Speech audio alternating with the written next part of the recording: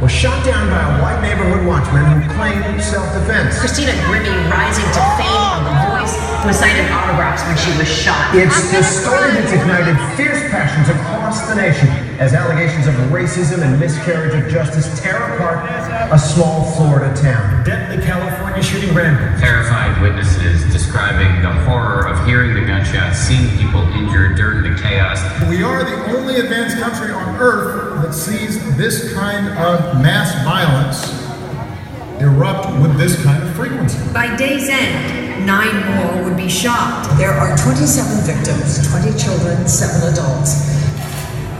I've had to make statements like this too many times. Communities like this have had to endure tragedies like this too many times. The 15th time President Obama has addressed the nation since taking office after a mass shooting on U.S. soil. There were 370 instances in 2015 where more than 4 people were shot at one given time. There are more than a list of names. There are people who loved and were loved. There are people with families and friends and dreams. We've got breaking news now on another shooting in America. 17 people have been shot in a Florida nightclub.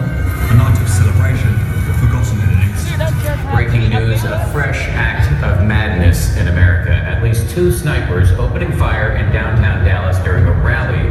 The individuals involved in his murder took away a man with children who depended upon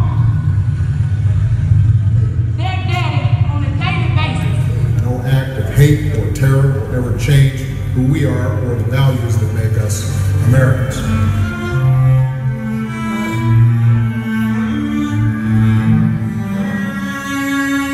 When I was just a little boy, me and my father would go out back and play a little game of cops and robbers. One day he cocked the gun and pointed at my mom and shot her. And I cried and cried with laughter after I realized it was just water. But things have changed now, the world just ain't the same now. We frightened, but we need to be enlightened, use our brain now. People pointing fingers, trying to find someone to blame now. Shame how the game of cops and robbers ain't a game now.